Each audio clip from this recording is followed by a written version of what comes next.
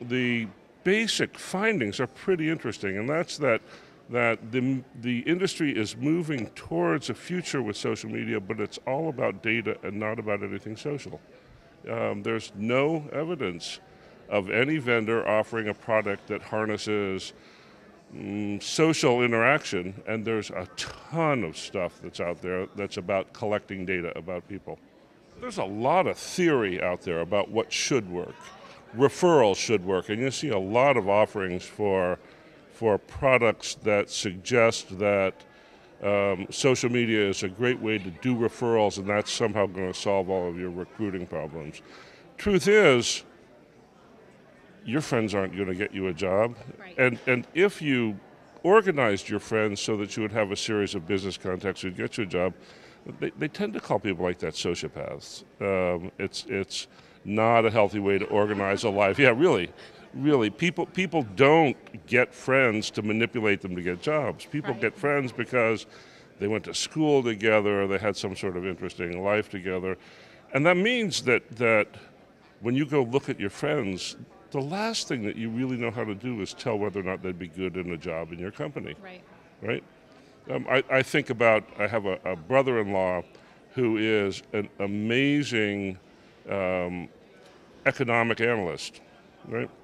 And if somebody came looking to me for a job for an economic analyst, I wouldn't recommend this guy because he's that idiot I have to deal with at Christmas. You know, Right. he's not an economic analyst to me, Right. right? He's somebody else. He's my brother-in-law, and I have Right. my normal brother-in-law relationship with him. So I don't think of him as a potential employee. And the process of learning how to think of him as an employee takes me away from the work that I'm doing, and so it's really hard to get people to do that. So if you were an organization that is in that phase where you are really wanting to potentially move into social media for recruitment and talent acquisition or anywhere in HR, what are a couple of steps that you would say they should at least start looking at first before they decide to actually make that jump?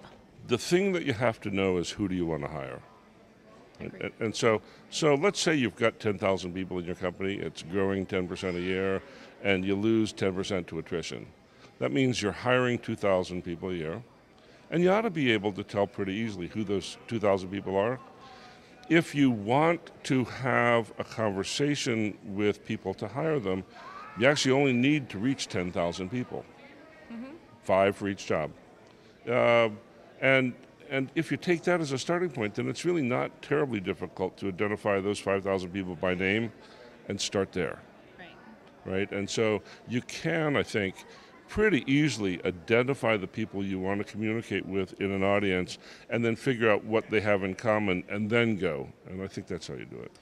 So what it sounds like you're saying is we're going to take what we've learned in social media and almost transition back to the original sourcing tools that we used to use in almost an agency model. So actually all that's happening in social media right now is sourcing, Right. and it's sourcing just like the way we used to do it, only we're sending jobs out to social media and we're doing queries on social media Right. databases. And that's not really very interesting. What will be interesting is when you can get a group of people who are interested in the same stuff talking to each other and behaving like a community, and that'll be fun to see.